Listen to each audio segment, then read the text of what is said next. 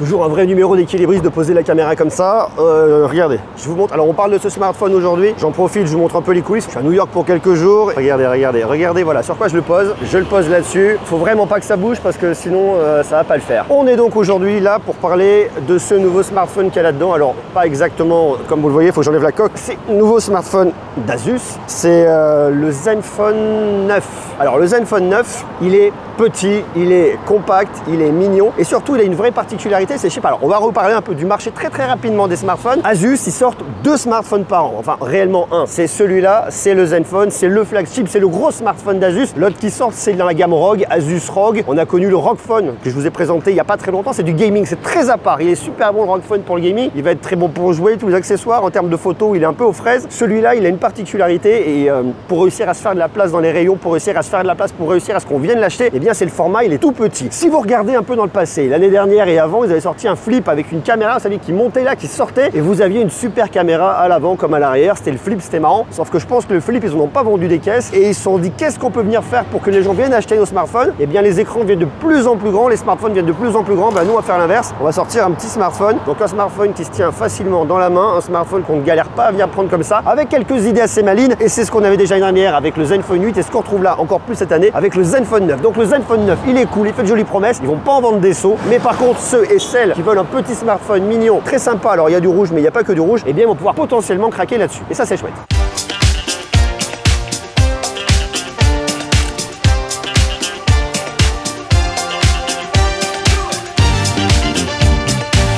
Mais regardez à côté de quoi j'ai pris mon hôtel. Je vous assure, j'ai pas fait exprès, je vous assure. Regardez là, je vous emmène à Madison Square Park à New York et alors ils ont un corner spécial chien où vous avez les maîtres, les chiens qui se défoulent entre eux et le reste du parc où on peut venir s'amuser et qui globalement n'a rien à voir. Donc ça c'est plutôt sympa et ça c'est très différent parce qu'en France on l'a pas. Donc les crottes de chiens elles sont là et puis le reste du parc ben il est partout. Je sais qu'on commence par se parler un peu du design. Le design qui est un peu différent de ce qu'on va retrouver. Alors ils sont venus bosser, ils ont amélioré certaines choses, à commencer par des angles. Là ils vous ont mis des angles arrondis. Alors l'idée des angles arrondis c'est de changer un petit peu le design et d'apporter légèrement autre chose. Je dis bien légèrement parce que c'est pas non plus énorme. Surtout c'est ici toute la partie photo qui va être beaucoup plus grande. Ici on est 40% plus grand que ce qu'on avait sur le Zenfone 8. Alors c'est pas mal parce que ça le type, ça lui donne un peu de la gueule. Donc moi j'aime bien, je trouve ça vraiment franchement sympa. Ça vous fait des espèces de grands yeux comme ça, je peux venir le superposer à ma tronche. Ça fait des espèces de 2 grands yeux. Bonjour au petit écureuil qui est en train de se balader là-bas. Ça c'est la joie à New York, vous avez des écureuils de partout. Donc là vous avez ces espèces de 2 grands yeux. Alors là la couleur que j'ai effectivement, bah, c'est le rouge, il existe en rouge, en blanc, en bleu et en noir comme ça. Surtout au dos vous avez un nouveau matériau. Alors quand on le regarde comme ça, je sais pas à quoi ça vous fait penser. Il y a une espèce de côté un peu touché, c'est pas une espèce de faux cuir, c'est pas vrai du tout. Ça me fait penser à une espèce de microfibre. En fait, je pense que c'est un matériau en plastique qui leur coûte un peu moins cher. Toute la structure que vous avez là, elle est bien évidemment totalement en aluminium. Et puis surtout, ils ont fait un truc marrant, c'est que le bouton là qui vous sert pour venir déverrouiller, qui sert de capteur d'empreinte digitale, c'est le Zen Touch Button qui a différentes fonctionnalités. Et ce Zen Touch Button, c'est un des vrais intérêts que vous allez retrouver sur ce smartphone. Il y a un truc qui est un peu différent. Je vous montre tout de suite comment ça marche. En fait, ce Zen Touch Button, il va vous servir à plusieurs choses. Déjà, lorsqu'il est fermé, alors forcément, ça fait capteur d'empreinte digitale. Hop là, regardez, j'éteins comme ça, j'appuie, ça déverrouille. Mais surtout, ça a une autre fonctionnalité, c'est qu'en fait, vous avez un petit slide. En fonction de ce que vous allez faire, regardez, par exemple je vais slider vers le bas, vous voyez, ça me bouge ça, vous voyez, je reslide encore vers le bas et là je navigue. Alors je suis un peu dans une posture un peu à l'arrache sur un banc à New York, donc m'en voulez pas pour le truc, mais je slide, je reslide et je navigue en fait. Donc ça c'est assez marrant. Voilà, j'ai mon doigt qui a slidé dessus, c'est un peu le truc, faut faire gaffe parce que ça slide très facilement. Dans vos paramètres, vous venez dans avancer, vous venez dans Smart Key. Et dans Smart Key, vous avez plusieurs choses. Alors, déjà vous pouvez appuyer 2 fois dessus, tac, j'appuie 2 fois dessus, ça m'allume la torche, c'est un accès rapide. Alors ça peut allumer la torche, mais ça peut faire ce que vous voulez, hein. Vous avez vraiment le choix dans vos paramètres, vous choisissez de paramétrer comme vous voulez. Par défaut pour ouvrir l'assistant, entrée vocale et compagnie. Ensuite, vous pouvez appuyer, maintenir, choisir. Vous venez le paramétrer également comme vous voulez. Avec ici la fonction éteindre, c'est ce que j'ai moi par défaut. Et puis balayer, c'est ça, c'est ce petit slide. Accès rapidement en notification si vous le souhaitez. Regardez, il vous le montre sur le côté. Vous pouvez venir faire aussi différents trucs en fonction, une fois de plus, de ce que vous voulez. Ça sert aussi à naviguer. C'est un petit truc qui est assez malin en plus, quoi. Vous voyez, c'est pas la grosse révolution. Mais ce que je trouve très marrant ici, c'est de se dire que, eh bien, pourquoi est-ce que j'irais pas ajouter de nouvelles fonctionnalités sur ce petit bouton-là, qui à la base est juste un bouton qui sert à l'allumer, à l'éteindre. Ensuite, capteur d'empreinte digitale, maintenant le Smart Key. Voilà, le truc est malin, le truc est marrant, donc ça c'est chouette.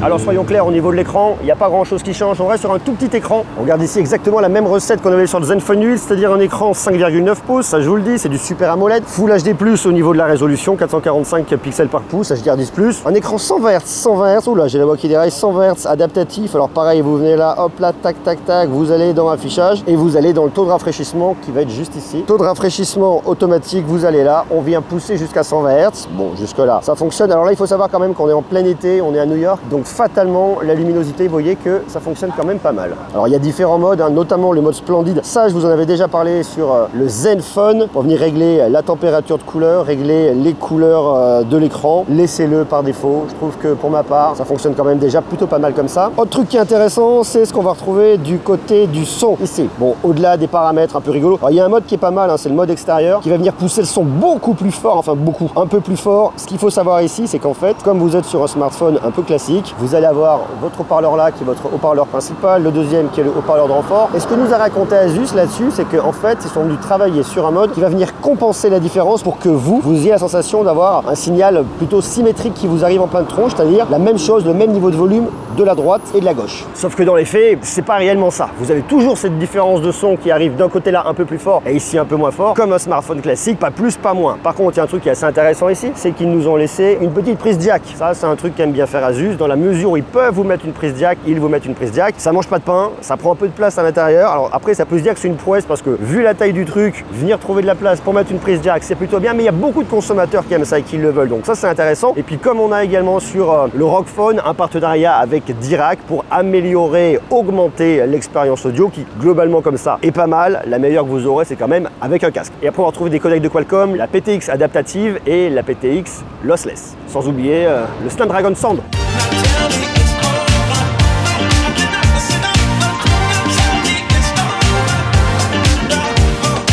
Côté performance, on trouve ce qu'il y a de mieux. C'est un Snapdragon 8 Gen 1 Plus, c'est de la dernière génération qui est gravée par TSMC. On va voir soit 8, soit 12, soit 16 Go de RAM. C'est de la LPDDR5. Et puis côté stockage, vous montez jusqu'à 256 Go de stockage non extensible ici. Après, il n'y a pas beaucoup de place à l'intérieur. C'est déjà très bien. 256, c'est l'UFS 3.1. Refroidissement par chambre à vapeur, ok. Bon, très grand classique, ça ira. Puis vous avez une petite batterie, enfin petite, elle est pas réellement petite, une batterie de 4300 mAh dans la mesure où je dirais que la plupart des smartphones flagship ont des batteries 4500, 4300, c'est bien. Mais c'est vrai que comme j'ai un smartphone qui est plutôt petit en taille, j'ai plutôt tendance à me dire 4300 c'est petit alors que c'est pas du tout petit. Et puis vous avez un chargeur de 30 watts inclus directement dans votre boîte, comme ça vous pouvez le prendre, pas besoin de l'acheter en plus. Ok, mais ici par contre, il n'y a pas de recharge sans fil. Je pense une fois de plus, c'est une question de taille, ils n'ont pas eu la place pour mettre la recharge sans fil à l'intérieur. Si vous êtes ardu, si vous voulez vraiment de la recharge sans fil, il va peut-être falloir passer votre chemin. Et puis le truc qui est intéressant, c'est comme on vous dit de la recharge 30 watts, c'est que 30 watts ça paraît assez rapide, mais vu ce qu'on a aujourd'hui avec de la 65 watts, de la 120 watts, 30 watts ça paraît pas énorme, ça va quand même assez vite, hein. Il faut savoir qu'il y a très peu de temps Samsung avait de la 25 watts, 30 watts, ça conviendra, ça le rechargera quand même suffisamment vite. Bon, ok, pas de mauvaise surprise là-dessus.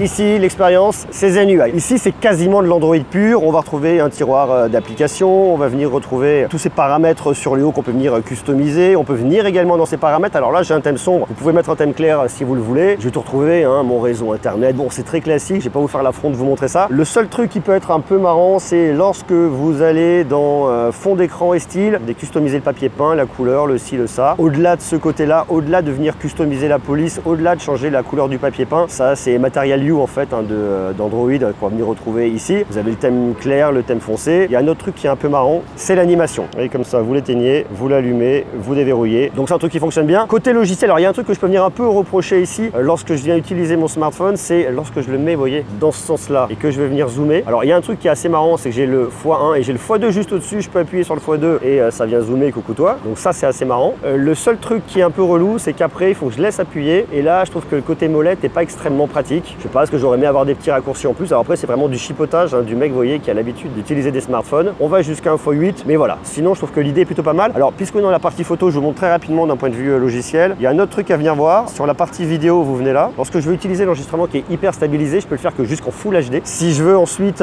monter en 4K, je dois passer sur une stabilisation normale. La 8K il veut pas. Je pense qu'il faut carrément que je désactive tout. Voilà, je peux faire de la 8K en 24 images par seconde sans HDR. Donc ça c'est un truc à connaître un petit peu. Il y a ces petits points là. Parce que oui, si on parle de stabilisation avec un gimbal sur 6 axes. Mais si je veux utiliser vraiment le max de la stabilisation, c'est du Full HD. Et après, vous pouvez regarder, hein, effectivement, hein, ça marche bien, c'est stabilisé, c'est smooth. Si vous le marquez, le Hyper Steady activé, je trouve que ça marche vachement bien. Donc ça, c'est pour la partie stabilisation vidéo et résolution vidéo.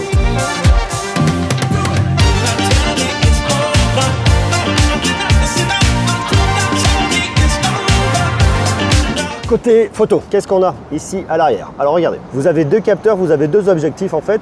On va avoir du 50 mégapixels, c'est la Sony MX766, c'est le gros flagship, le gros capteur de Sony le plus haut de gamme. Donc ça c'est plutôt chouette sur le papier. On ouvre ici à f1.9 et puis le deuxième c'est un ultra grand angle, 12 mégapixels, IMX 363, f2.2, puis on a de la macro avec. Ok, deux à l'arrière ça me paraît bien, pas la peine d'en mettre plus. Il y a de plus en plus de marques qui en mettent un troisième. Il y a toujours un de ces bruits à New York, c'est dingue. Il y a toujours des marques qui veulent en mettre plus. Pourquoi? Pour le côté marketing, vous en avez un troisième, vous en avez un quatrième, vous en aurez un cinquième, ça ne sert à rien. D'ailleurs, fut une époque, il y avait une marque, je sais plus qui c'est, qui en avait sorti tellement que ce produit ne s'est jamais vendu. Il n'y avait pas que pour cette raison, il s'est jamais vendu, mais vraiment ça servait strictement à rien. Tandis qu'à l'avant, alors attendez, je vais essayer de vous la montrer là, elle est planquée juste ici, là, juste là. Vous avez une caméra de 12 mégapixels, caméra de selfie. Ok, 3 caméras, sur le principe, ça me va bien, 2 à l'arrière. Ils ont fait un bel effort avec le flagship de chez Sony, l'IMX 766, ça c'est plutôt bien. Et on va regarder les résultats dans quelques instants. Je vous montre les différents modes qui existent ici sur votre smartphone. Alors, vous avez le mode ralenti, bon, qui est très grand classique, on s'en fout. L'intervalle de temps, c'est un time-lapse, ok, la vidéo, beaucoup de bruit. Je vous ai montré tout à l'heure la photo. Alors la photo c'est aussi pas mal. Mode portrait où on peut venir choisir après, hein, son ouverture, vous voyez. On monte, on descend, ok. Le mode panorama, sillon lumineux, ça vous fait une espèce de traînée. Ça je l'ai utilisé la nuit. Je vous montre le résultat. Il y a différents effets, graffiti, cascade, circulation, ok. Et après en plus vous allez avoir un mode manuel, un mode nuit ou un mode pro également. Et alors après vous pouvez venir customiser. Vous prenez, vous laissez appuyer, vous le descendez en bas si vous voulez. Le truc est assez malin, assez pratique, ça permet de venir customiser. Il y a ce qu'il faut, il y a ce qui convient, ça va. Seul truc,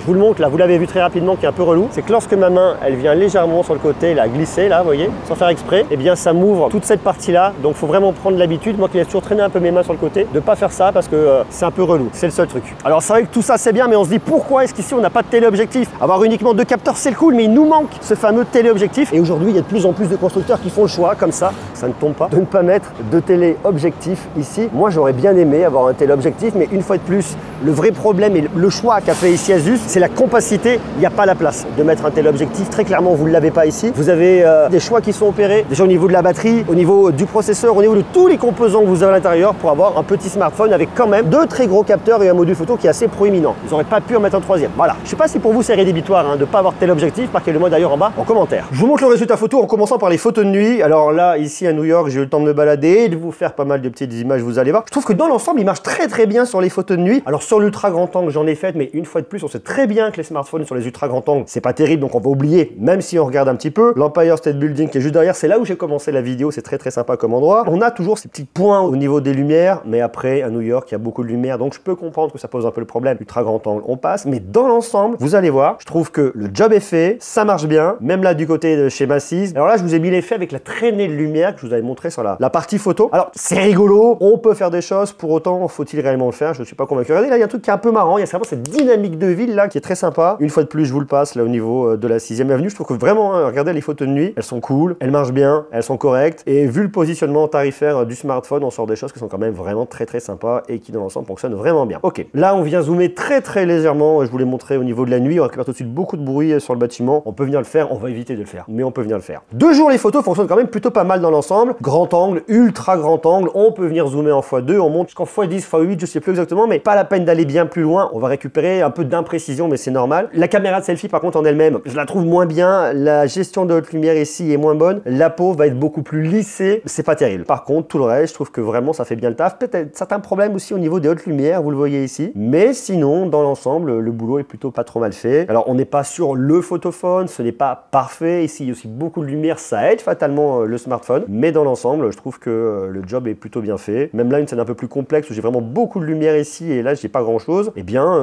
s'en sort quand même plutôt pas trop mal. C'est pas parfait, une fois de plus, je tiens vraiment à le préciser. Mais je trouve que vu le positionnement tarifaire, vu le boulot et vu ce qui est proposé ici, le job est bien fait. Même à contre-jour comme ça, vous voyez, on a quand même bien la façade de l'immeuble, on a bien l'immeuble derrière. Bon, voilà, très beau boulot algorithmique. Je vous montre un petit peu, on va voir un petit écureuil ici dans New York, vous voyez, on vient zoomer, on peut sortir un truc marrant. Donc voilà, le job est plutôt bien fait dans l'ensemble. Voilà, même au niveau de la bouffe. Alors ça, c'est pas, je l'ai pas shooté avec la macro. Je préférais venir zoomer avec mon téléobjectif. Je trouvais que le résultat était quand même plutôt pas mal. Et c'est comme ça, à mon avis, que sortira des choses un peu plus sexy. Est-ce que vous reconnaissez cet immeuble, ça vous dit quelque chose ou pas? Dites-le moi tout de suite en bas. bas en commentaire. Hein. C'est un truc qui est très connu dans New York. En fait, c'est l'immeuble qu'on voit dans la série Friends et qui se situe au niveau de Greenwich Village. Vous avez l'adresse là, vous voyez. C'est au niveau de Grove and Bedford Street. Sur l'ultra grand angle aussi, ça marche. Donc voilà, je vous montre un peu, on se fait une petite balade. Une fois de plus, on le voit là, vous voyez la limite un peu là, c'est les hautes lumières qu'on a ici là, où il est un peu des fois un peu moyen. La caserne des SOS Fantômes. Le One World Trade Center, comme ça, on se fait vraiment du tourisme et on y va à fond. Je trouve c'est très joli comme ça. Ground Zero, c'est un peu saturé, un poil saturé ici, mais dans l'ensemble, ok, ça marche. Vous voyez, hop là, on peut venir shooter. Une fois de plus, la caméra de selfie qui lisse un peu, qui est pas dingue, mais dans l'ensemble, voilà, le résultat est là et job is done. Même sur des petites gaufres comme ça, vous voyez. Une fois de plus, c'est pas de la macro, hein. Je suis venu zoomer, je trouvais ça mieux comme ça. Voilà, comme ça, vous voyez un peu. Je vous montre en même temps mes vacances à New York, là, c'est chouette. En termes de tarifs, qu'est-ce que ça raconte ce smartphone? Alors, j'ai tout ici, toutes mes notes, tous mes tarifs, vous en douterez bien. Alors, je vous le dis, il y a plusieurs configs. On est sur une version 828 à 799 €. Dispo, normalement fin août.